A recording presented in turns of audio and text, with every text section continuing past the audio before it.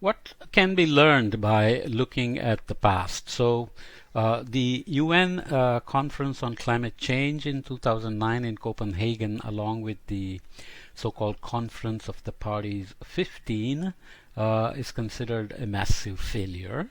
So what is different in Paris Agreement? So much of the enthusiasm around the larger role for bottom-up cooperation on climate change, as was on display in Paris, is rooted in this idea of building cooperation by working on smaller, easier problems where progress is feasible. So opening up the process for countries to align their goals, their aspirations with their climate action, they chunked the problem into reducing carbon footprint of the GDP, emissions, reforestation, afforestation, renewables, and so on. So that kind of portfolio creation that aligns with their own interest obviously increased the enthusiasm for bottom-up cooperation. Okay, effective cooperation, on the other hand, requires focusing on areas where agreement is feasible, and then working to deepen and expand that cooperation into true collaboration over time.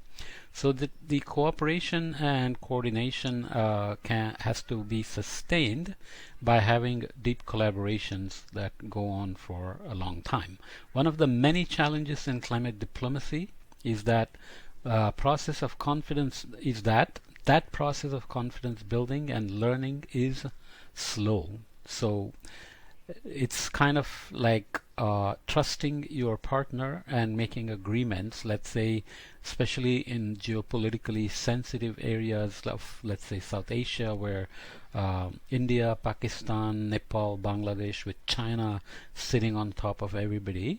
There are all kinds of distrust factors which can make these kind of even smaller, easier problems to define and get cooperation and coordination going, let alone collaboration, is always a big challenge. So that process of confidence building and learning each other's motivation and needs and goals can be complicated, and external players could be religious motivations for external players to do things that are not necessarily useful for anybody, and countries are not always able to understand that cooperation can actually bring enough co-benefits to get past some of the distrusts, historical baggages, and so on. So I'm just explaining the situation here, but climate scientists, on the other hand, constantly keep warning us that time is short. So here is declining impact of Kyoto Protocol. So original Kyoto Protocol was done in terms of 1997 emissions. So emissions covered by Kyoto Protocol targets and timetables. So what is the percentage of Kyoto impact? So it was already starting with a barely above 50% emissions that were being covered, and countries that ratified and stayed inside the original protocol by 2010 were covering only 23%. Okay, percentage of the 1997 emissions. So you can see that the process itself dragged on, and it was not organized well enough, and there were other factors, as we will see in a minute, like the growth of China, economic boom in the US, and so on. And the amendment agreed to at Doha in terms of percentage of 2011 emissions was down at 13% of the emissions covered. So basically, it's just re-emphasizes the failure of the process as a whole.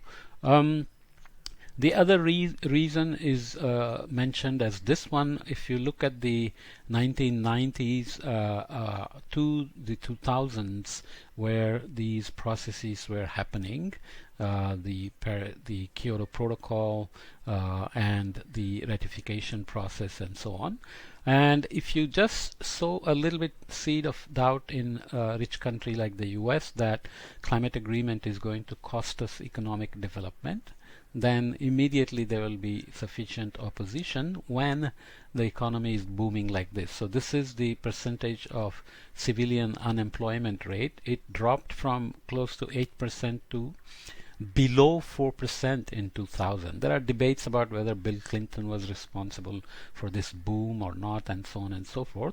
And there is another boom here, but you can see that here it started with a higher unemployment rate, and it has continued actually. And COVID is shaking things up. We don't know what will happen in 2021, for example, in terms of the economy and the unemployment. So external factors like this, where US just booms in economy and says we don't need any stinking climate agreement, then you are finished, right? So UNFCCC on the other hand was done in 2 years, but it had little real content. Paris Agreement was ratified because countries were taking those actions anyways. So India was already investing heavily in renewables because it knows that it cannot continue to burn coal and depend on import of energy as oil, natural gas, and so on. So it was doing many things already, and Paris Agreement gave it an opportunity to say, yes, we are going to lead climate action in the region. US economy, so that's the ratification process where US balked on ratifying Kyoto, and then Canada said, if US is not doing, we are not doing. So the peer pressure and these kind of snowballing effects can go either way. George Bush in 2001 formed coalition of willing supporters of climate mitigation in an Asia-Pacific partnership on clean development and climate. But nothing much happened because his administration didn't really follow up in any serious way. So some reasons listed for the failure of the 2009 Copenhagen COP15, Conference of Parties 15, which is the mechanism under UNFCCC to meet every year to negotiate. Politically, no leadership. After World War II, US led many things like creation of the World Bank, International Monetary Fund, and generally supported UN, funded UNESCO. Many things happened, WTO and so on, but no serious leadership, alternate leadership has evolved, and US has now been basically not very consistent on climate action or ratification of international agreements at all. Cognitive uncertainty about the cost and efficacy of reducing emissions through high policy coordinations. Even those which wanted to act did not know which efforts would prove feasible, at which cost, and whether they would stay aligned with the shifting national interests. So that alignment of national interests and things they wanted to do anyway were not very clearly aligned with the goals of the Copenhagen negotiations. These uncertainties were ignored, and the focus was on binding law. They just wanted to bang into effect a law that would enforce the agreements, which made the countries agree to only to things which had little or no impact, or it led to deadlock.